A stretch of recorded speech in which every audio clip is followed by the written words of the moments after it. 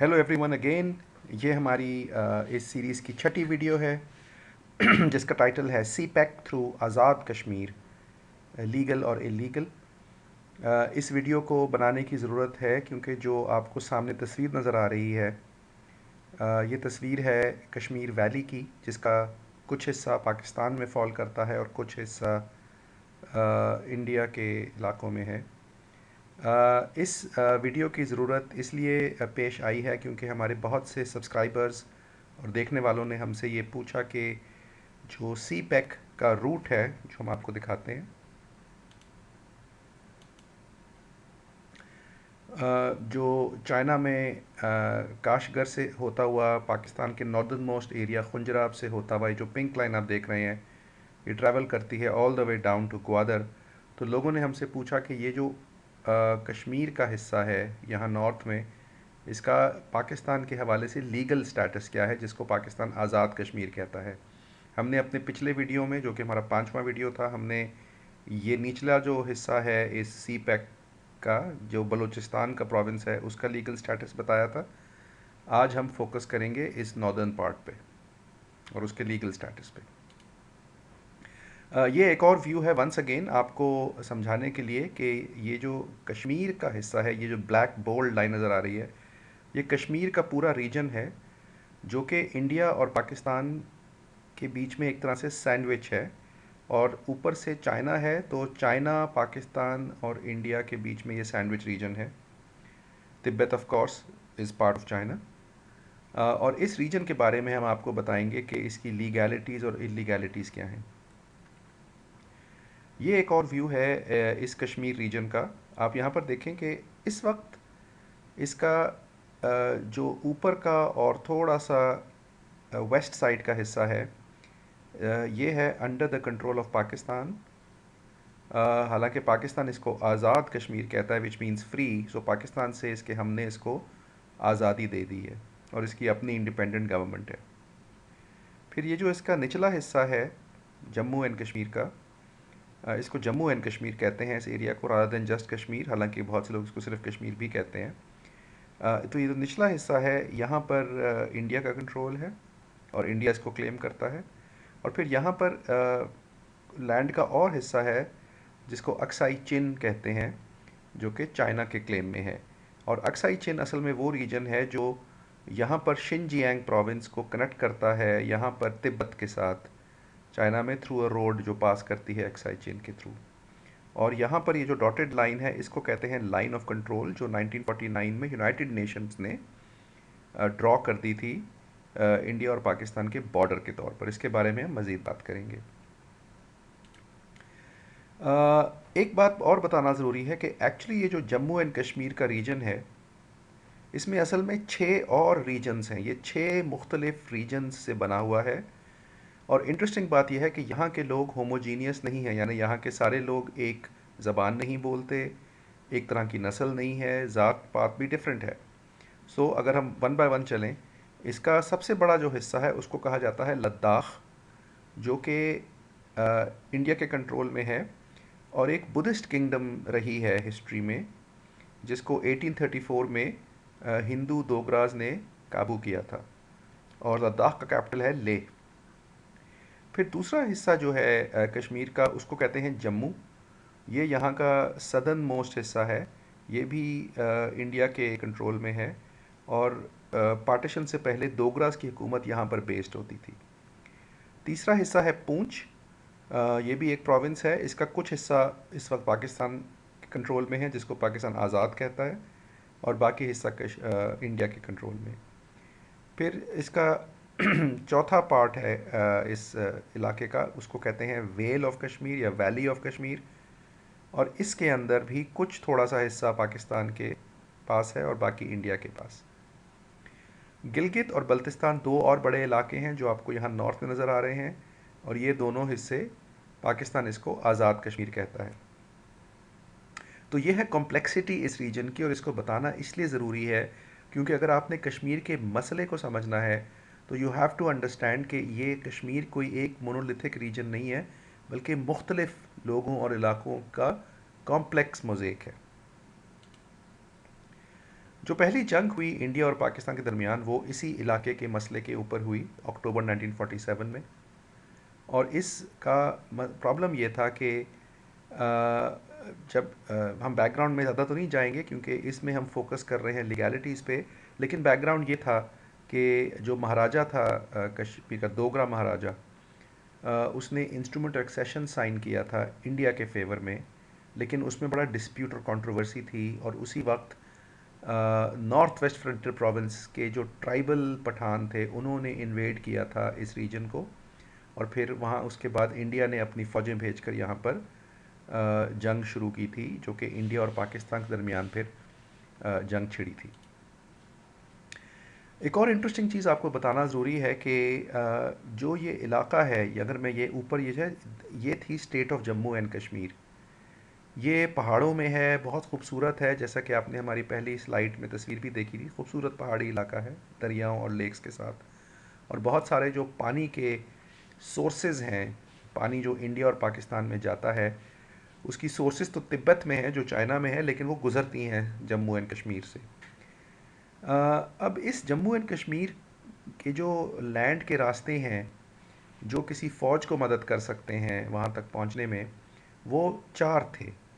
एक रास्ता जो सियालकोट, एक शहर था इंडिया का जो अब पाकिस्तान में है, वहाँ से होती हुई ट्रेन की लाइन जाती थी। एक और रास्ता जो यहाँ नज़र नहीं आ रहा लेकिन सियालकोट से ऊपर रावलपिंडी से होती हुई जाती थी। फिर तीसरा रास्ता अमृतसर से होती हुई बटाला, गुरदासपुर डिस्ट्रिक्ट से होती हुई मधोपुर और फिर जम्मू एंड कश्मीर में दाखिल होती थी। और चौथा रास्ता जलंधर से मुकीरियाँ और फिर भंगाला और फिर वहाँ से फेरी में बैठ के फिर पठानकोट से होते हुए जम्मू एंड कश्मीर में रास्ता जाता था। तो ये बड़ा इम्पॉर्टेंट था कि ये रास्ते किस तरह से बनाए जाएंगे।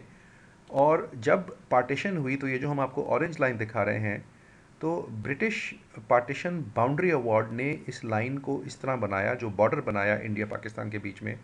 लाहौर पाकिस्तान में गया, अमृतसर इंडिया में गया, और गुरदासपुर का जो ये इलाका था इसका सब बड़ा हिस्सा, 3/4 हिस्सा गया इंडिया में। हालांकि गुरदासपुर में 51% पॉपुलेशन मुसलमानों की थी, और सिर्फ शक्करगढ़ वाला एरिया जो है वो पाकिस्तान में गया। इस मसले को लेकर बहुत ले दे हुई, बहुत बहस हुई थी पार्टीशन से पहले, क्योंकि ओरिजिनल एक प्लान था पार्टीशन का जिसमें गुरदासपुर का पूरा डिस्ट्रिक्ट जो है वो पाकिस्तान को दिया जाना था। लेकिन कहते हैं कि लॉर्ड माउंटबेटन की इंटरफेरेंस की वजह से, जो कि उनको नहीं करनी चाहिए थी क्योंकि बाउंड्री अवार्ड इंडिपेंडेंट कमीशन था, लेकिन कहते हैं और इसकी रिकॉर्ड्स मौजूद हैं कि लॉर्ड माउंटबेटन की इंटरफेरेंस की वजह से ज़मीनी रास्ते इंडिया को दिए गए ताकि इंडिया को कश्मीर तक रसाई हासिल हो सके।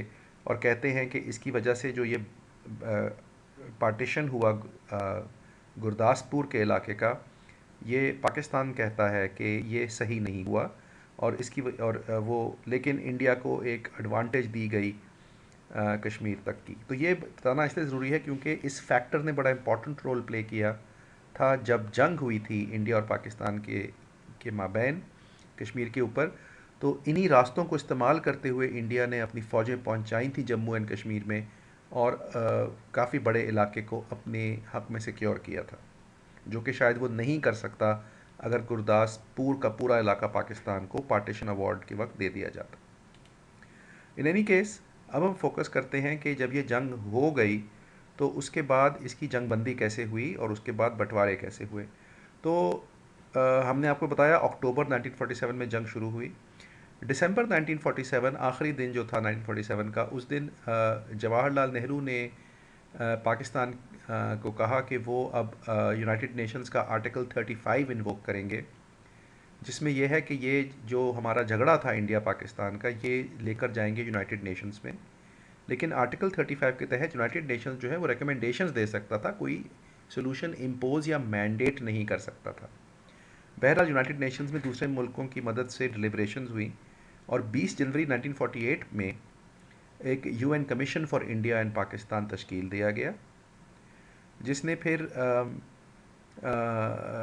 बैठ कर इसको मसले को समझा, और 21 अप्रैल 1948 को एक रेजोल्यूशन दी जिसमें उसने 3 बातें कही। उसने कहा, पहले पाकिस्तान जो है वो विड्रॉ करे उन कबायली लोगों को और अपनी फ़ौज को जो कश्मीर में एंटर हो चुके हैं, इंडिया जो है वो अपनी फ़ोर्स को रिड्यूस करे और इसके बाद हालात पैदा किए जाएं ताकि वहाँ पे कश्मीर के लोगों का प्लेबिसिट या रेफरेंडम लिया जाए कि वो अपनी मुस्तकबिल को में क्या करना चाहते हैं, इंडिया का हिस्सा बनना चाहते हैं, पाकिस्तान का हिस्सा बनना चाहते हैं या इंडिपेंडेंट रहना चाहते हैं।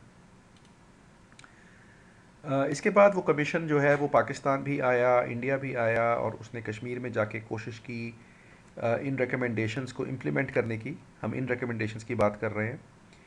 इसकी प्रैक्टिकल इम्प्लीमेंटेशन में दुश्वारियां आईं क्योंकि जब इन्होंने पाकिस्तान से कहा कि आप विड्रॉ करें, तो पाकिस्तान ने यह कहा कि भाई अगर हम विड्रॉ करते हैं तो आप कोई गारंटी दें कि इंडिया पूरे कश्मीर पे कब्ज़ा नहीं करेगा।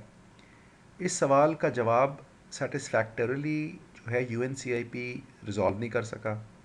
कुछ कंडीशंस इंडिया ने लगाई जो पाकिस्तान को मंजूर नहीं थी, कुछ कंडीशंस पाकिस्तान ने लगाई जो इंडिया को मंजूर नहीं थी। अल्टीमेटली एक स्टेलमेट की सिचुएशन चलती गई। तो अगस्त 1948 में यूएन रेजोल्यूशन एक और आई जिसने कहा कि जी अब जो जंग हो रही है उसको बंद किया जाए। और 1 जनवरी 1949 को एक्चुअली जो दो हजरात आपको नज़र आ रहे हैं, जनरल डगलस ग्रेसी जो कि अंग्रेज़ जनरल थे पाकिस्तान आर्मी के, और जनरल रॉय बूशर जो कि अंग्रेज़ जनरल थे इंडियन आर्मी के, उन दोनों ने एक सीज़ फायर इम्पोज करवाया और यूनाइटेड नेशंस के मिलिट्री ऑब्जर्वर्स ग्रुप ने एक लाइन ऑफ कंट्रोल ड्रॉ की जो हमने आपको दिखाई थी उन इलाकों में जहां पर इंडियन और पाकिस्तानी आर्मी की हदें थीं।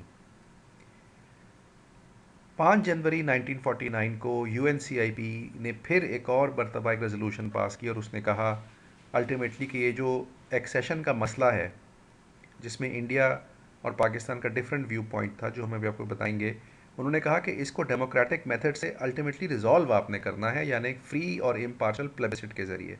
लेकिन अभी तक तमाम एफर्ट्स के बावजूद ये प्लेबिसिट हो नहीं पा रहा था। मसला ये था, क्या था उसकी समरी हम देखते हैं। इंडिया का ये क्लेम था कि इंडिया जो है वो कश्मीर में लीगली मौजूद है अपनी आर्मी के साथ, क्योंकि इंस्ट्रूमेंट ऑफ एक्सेशन जो है वो महाराजा हरी सिंह, ये उनकी तस्वीर है, इन्होंने 26 अक्टूबर को साइन कर दिया था और लिहाजा पाकिस्तान की जो फोर्सेस हैं वो कश्मीर में इलीगली दाखिल हुई हुई हैं, उनको निकलना चाहिए। लेकिन on the other hand Pakistan का क्लेम ये था कि इंस्ट्रूमेंट ऑफ एक्सेशन साइन करने से पहले 15 अगस्त 1947 को महाराजा हरी सिंह ने एक स्टैंड स्टिल एग्रीमेंट साइन किया था पाकिस्तान के साथ, जिसका मतलब ये था कि वो पाकिस्तान से पूछे बगैर कोई और फैसला नहीं करेगा किसी और मुल्क को ज्वाइन करने का या कोई इंस्ट्रूमेंट एक्सेशन साइन करने के लिए। तो पाकिस्तान ने यह कहा कि चूंकि स्टैंड स्टिल एग्रीमेंट एग्जिस्ट करता था, इसलिए इंस्ट्रूमेंट ऑफ एक्सेशन खुद एक इलीगल डॉक्यूमेंट और इलीगल एक्ट था महाराजा का। सेकेंडली उन्होंने ये भी कहा कि जिन हालात में महाराजा ने ये इंस्ट्रूमेंट साइन किया वो उस वक्त तो महाराजा वहाँ से भाग चुका था श्रीनगर से, क्योंकि लोकल लोगों ने रिवोल्ट किया था। और आखिरी बात पाकिस्तान ने अपने हक़ में ये कही कि जब महाराजा ने अपनी एक्सेशन की ऑफ़र की थी to the governor general of India जो कि लॉर्ड माउंटबैटन थे, तो लॉर्ड माउंटबैटन ने उसको एक्सेप्ट किया था इस कंडीशन पे कि अल्टीमेटली कश्मीर के लोग एक प्लेबिसिट या रेफरेंडम के ज़रिए ये फ़ैसला करेंगे कि उन्होंने किस मुल्क के साथ रहना है या इंडिपेंडेंट रहना है। तो पाकिस्तान का ये केस था दुनिया की यूनाइटेड नेशंस के सामने और इंडिया का ये केस था। अल्टीमेटली 3 विज़िट्स के बाद और 3 रेजोल्यूशंस के बाद जो कि 1948 और 49 में हुई, यूनाइटेड नेशंस ने कंक्लूड किया कि स्ट्रॉन्ग अंडरकरंट्स हैं पॉलिटिकल, इकोनॉमिक और रिलीजियस दोनों डोमिनियंस में यानी इंडिया और पाकिस्तान में, जो कि इस मसले को आसानी से हल नहीं कर सकते। और आप ये देख सकते हैं इस नक्शे में दोबारा कि ये जो 6 मुख्तलिफ सूबे जिसमें डिफरेंट किस्म के लोग, different मज़ाहिब, Hindu, Muslim, Buddhist,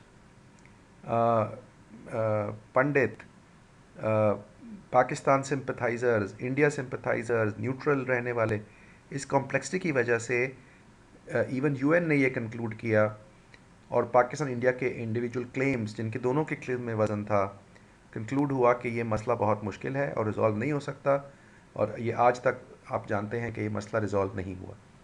thank you for watching. हमारे चैनल को सब्सक्राइब ज़रूर करें by clicking on the red button. Thank you, good bye.